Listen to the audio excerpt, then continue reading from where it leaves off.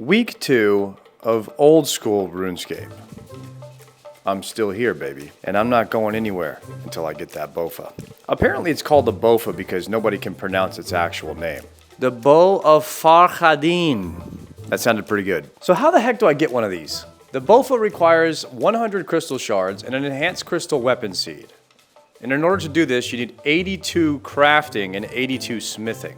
And completion of Song of the Elves. And Song of the Elves is a quest that requires pretty much base 70s across your entire account. I'm like level 1 rune crafting still. This is gonna take decades. I wanna be clear about something. I'm still gonna get a bofa, just probably not this week. We're just gonna take a slight detour and set our sights on something a little more achievable. It's important to have big goals in life, but also little ones, so you can have nice little accomplishments along the way. And so far, I've noticed that's the same for RuneScape.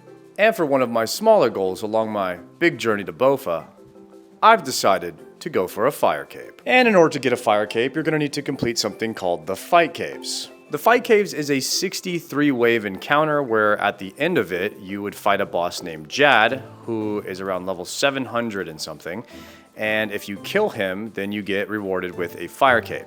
And this guy only has like 2 mechanics, so like how hard could it be? Okay, what do I need to kill this guy? Here is a list of recommended gear sets that you should take to do the Fight Caves. The first 2 rows are S tier gear, I would say, and the next one is A tier, followed by B tier, and then C tier. And then there's the gear that I have. We're gonna call this Scuff tier. The only items I have on this list are Rune Crossbow and Ava's backpack. And I can't even use the Rune Crossbow yet. That requires 61 range, I'm only 59. Oh, also, I don't have any ammo. So that leads me to my first mission. If I'm gonna do Jad, I'm gonna need to use the Rune Crossbow and I'm gonna need ammo. The best ammo in the game you can craft yourself at this level is broad bolts. In order to make broad bolts, I'm gonna need 55 fletching and 55 slayer to unlock the broad bolts from the Slayer Master. I figured, why not level my range while doing Slayer and knock out 2 tasks at the same time? So I came up with a brilliant plan. Wilderness Slayer. In the Wilderness, you get bonus points for completing Slayer tasks. You also get better loot tables when you're killing mobs, so you have a higher chance to get rare items. The disadvantage is you can get PK'd, or even worse, stream sniped. The other thing that can happen to you when you're farming Wilderness Slayer is the mobs will now drop Laron's keys whenever you're on a Slayer task. A Laron's key gets you access to a Laron's chest, and the Laron's chest has a lot of really cool items in it. Leveling Slayer in the Wilderness is insanely fun. And your bank account starts to fill up with really useful items that you can use later. It's a bit slower to level Slayer in the Wilderness because you can get PK'd. Every time you get a really rare item, you'll need to bank it and come back so you don't have risk of losing it. I was also really scared to lose all of my gear from getting PK'd, so I only took about 3 items with me every time I went out, and that really reduced my DPS because I had much lower accuracy from not wearing my gear. So my kill times for the mobs were a bit slower, but in return, I was much safer in the Wilderness because I wasn't really at risk of losing any of my items. A few days of Wilderness Slayer and I became a master of navigating the Wilderness. And then I came across a task I had never done before. Revenants. Revenants.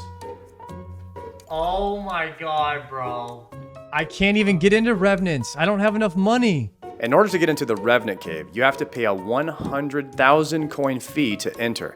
And if you die while you're in the Revenant Cave, you lose that. And of course, any items that you have on you. But it's the only place where the Revenant mobs are, so you have to pay the fee in order to get your Slayer task done. These mobs drop extremely rare items, and they're an insane gold per hour farm if you're able to farm them without being ganked. They also drop Revenant weapons, which are the strongest weapons in the entire game, but they can only be used while you're in the Wilderness versus PVM. At the time of receiving this quest, I didn't have 100k gold to pay the entry fee, but I did just get that loot from Laron's chest. So I decided to high elk the items to pay for the entry fee. Goodbye to my rune body and plate legs. There it goes. Dude, that was almost 50k for that. 133k? Oh my god, we're rich. But before I enter, the Revenants have a strange drop table. For instance, the crossbow is about a 1 in 20,000 drop rate when you're not on a Slayer task. If you are on a Slayer task, it's 1 in 8,000. But you can increase those odds even more by going and sculling up at this guy in Edgeville. Give me that PK skull. Oh shit. I'm so dead. If you're on a Slayer task and you're skulled, it's like a 1 in 4,500 chance of getting a crossbow. I quickly researched the best spot to go when you're in the Rev Caves at my level and you're trying to farm these mobs to be safe. There's one particular mob in the right corner that's level 60 and you could drag him down and get him stuck on a rock so you can safe spot him. And it's in level 20 of the wilderness, so if you need to get out, you can still teleport. This is important for me because I need to get out of this cave if I get ganked so I don't lose my 100k entry fee. So I want to make sure I'm doing this in level 20 or below so that I can TP out. When I went into this cave, I was so nervous. I did not want to lose my 100k. I was completely broke now and I needed to get something good from these revs so I could make my money back to pay for the entry fee. A couple of kills later, this happened.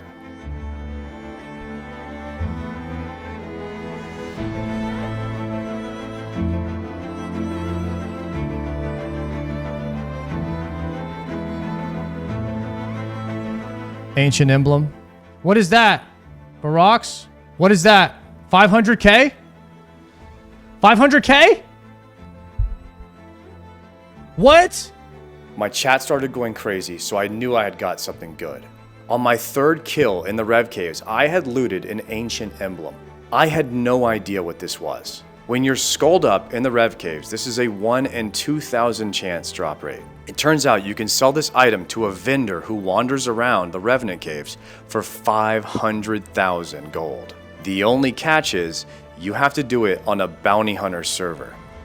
And I have no idea what that means. Your other option is to just high alchemy it and you can get 300k right now. So I decided to take the easy 300k gold. 333k. What a night, boys. What a night. So there I was 5 minutes into the Rev Cave and I had already profited 200k. The concept of the Revenant games in old school RuneScape is absolutely brilliant game design. High risk, high reward. Incentivize PVMers to go and try and get rich, but make them risk getting hunted down by PKers in order to take that chance. It incites a lot of world PvP and interactions between players. This is something that a lot of other MMOs are missing. And I absolutely love it. So what did I do? I banked that 300k and I went right back in. And before you know it, the gankers started showing up. And not just regular PKers, stream snipers.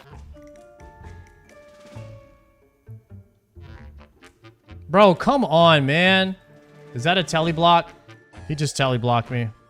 Dude, this guy every single day, bro. You paid 100k to come in here and PK me. I'm trying to run. I do not know where the exit is. Right there? Even though this guy killed me, I did something very good. I managed to make it out of the cave. Now, if you die and you're not in the cave, you don't lose your 100k gold entry fee. So I'm able to go back into the cave anytime now.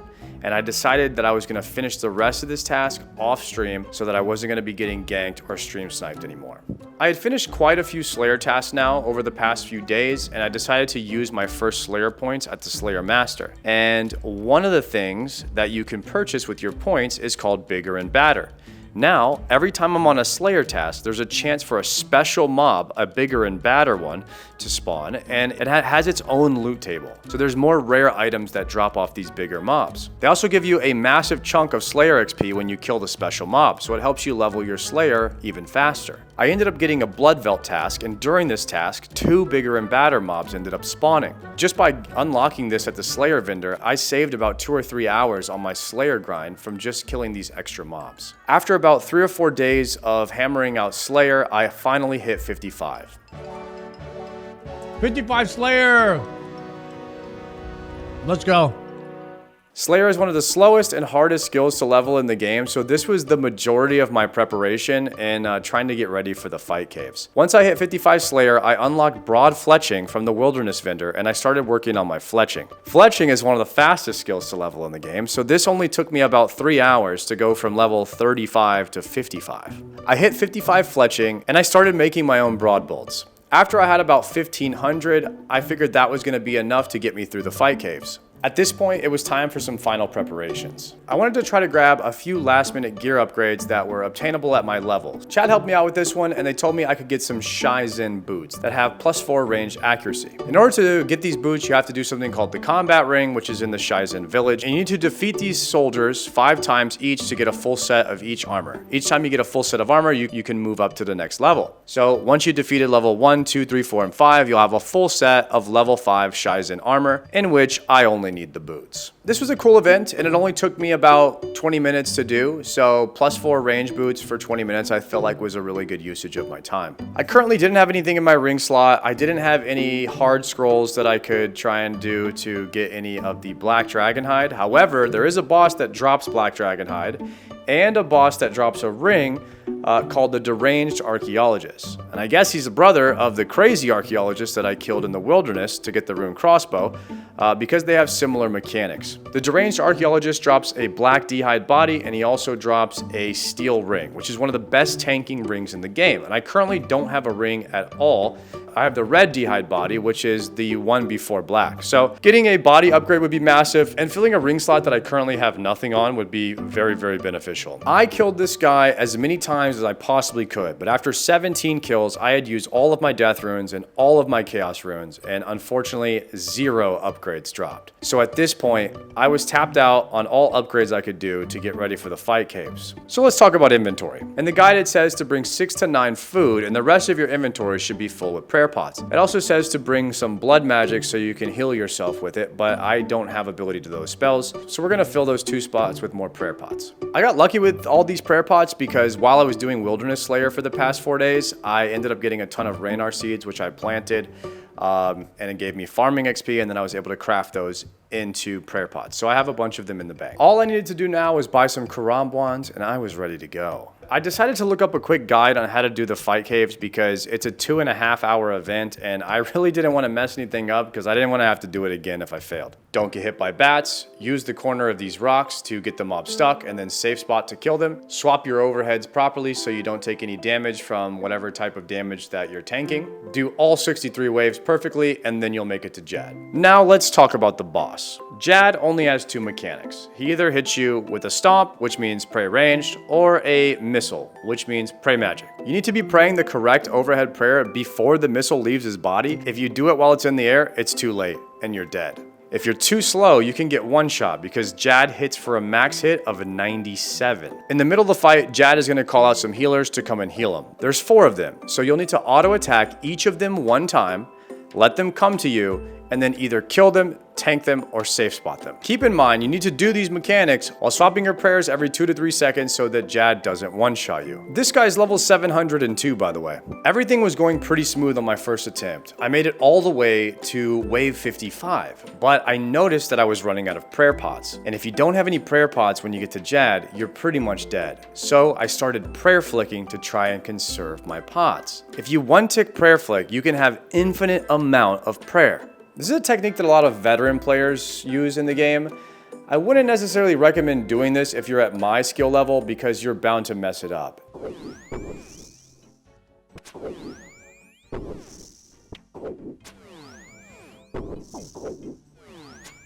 Dying on my hard cry, man. Completed.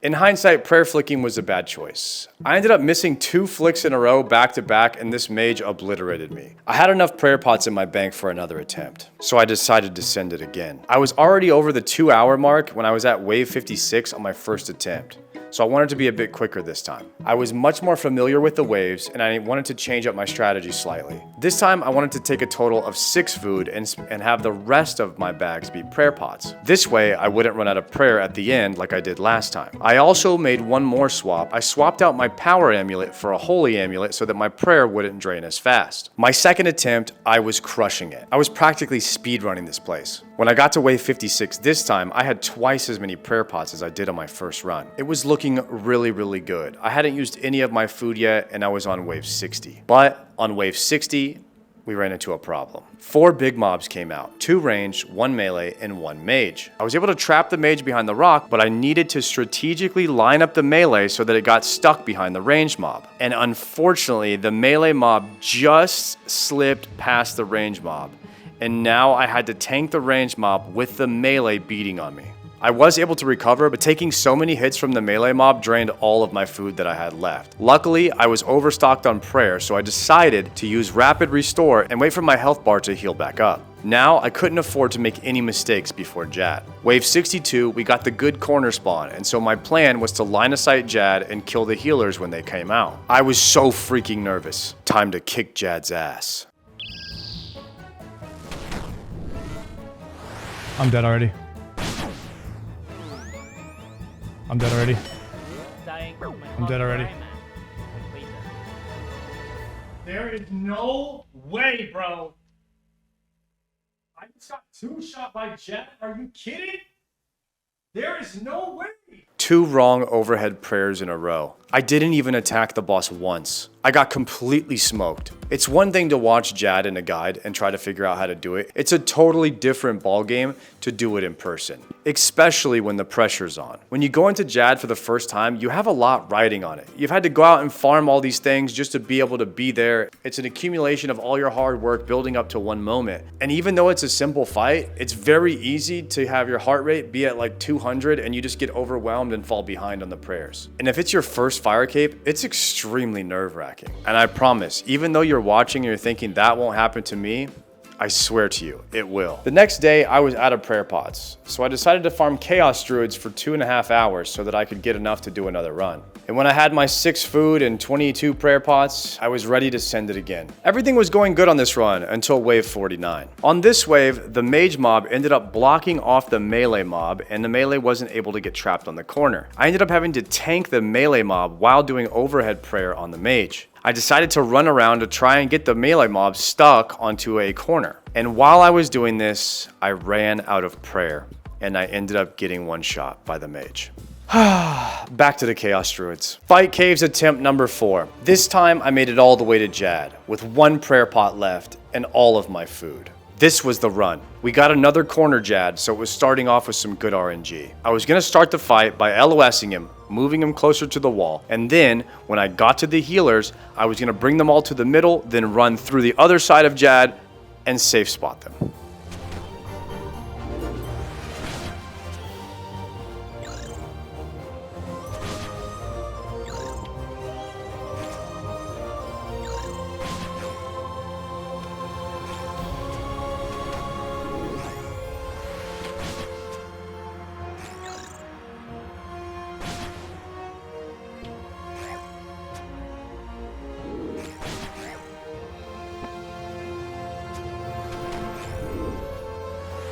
Dying on my hard cry, man. Completed. 4 fight cave attempts in 2 days, and I only made it to Jad twice. At least I made it to the healers this time, so I was feeling a lot more confident going into my next run. The next day, I was feeling pretty burnt out on farming 1200 Chaos Druids from my previous attempts. So I asked chat if there was any other options, and they said you could do something called Soul Wars.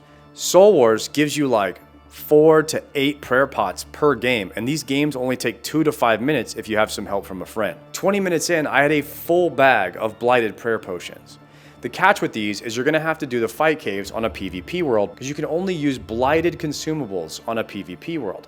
The thing is though, if I die in the fight caves on a PvP world, I immediately get kicked out into the lobby, and if there's anyone waiting there, they can kill me and take all of my gear. I entered the fight cave on a PvM world, did the first wave, and then hopped to PvP. From here on out, I had to be perfect. This was my fastest run yet. I was playing out of my mind. It was a legit speed run. I knew exactly what I was doing. I knew every single wave that I could mess up. When I got to Jad this time, I had 9 prayer potions left and all of my food. It was a perfect run. When I got to wave 61, I immediately hopped back to the PvM world, and now I knew I was at least safe from getting PK'd if I failed. I had 3 regular prayer potions saved up so I could do the last 2 waves. When the mages spawned on wave 62, I saw that the yellow one was in the middle, and I knew I was going to get the hardest Jad spawn. This one tends to be the hardest because you can't use line of sight to your advantage. You have to face tank all 4 of the mobs, and then you have to deal with the healers without line of sighting them. So we had to be perfect this time.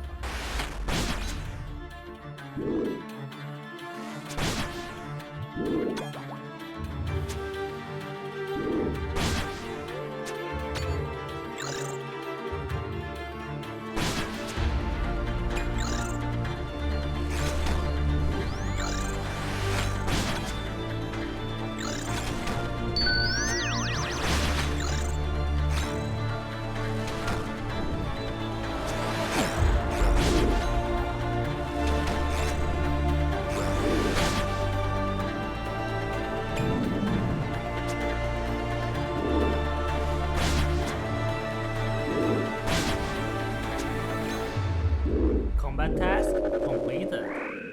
Let's go! Collection log slot completed. Let's go, baby! Let's go! Oh my god, I was locked in, boys. Let's go! There it is, the fire cape. Oh my gosh, we finally got it. I finally did it. I defeated Jad and earned my fire cape. A bunch of people were waiting for me outside, all cheering for me, saying grats. It felt amazing. This is one of the pinnacle moments in gaming for me that I've ever experienced. It was so fun to go for this journey and have so many people helping me and cheering me on along the way. I know I didn't get my fire cape as easy as some other people did, but in a way, I think that that's gonna make me appreciate it even more. I had to farm 5 bags worth of prayer pots on my Iron Man just to be able to have an attempt at killing Jad over the past 3 days. I really enjoyed my journey of getting this fire cape, and I'm so glad that I finally got it. But you know what they say, guys?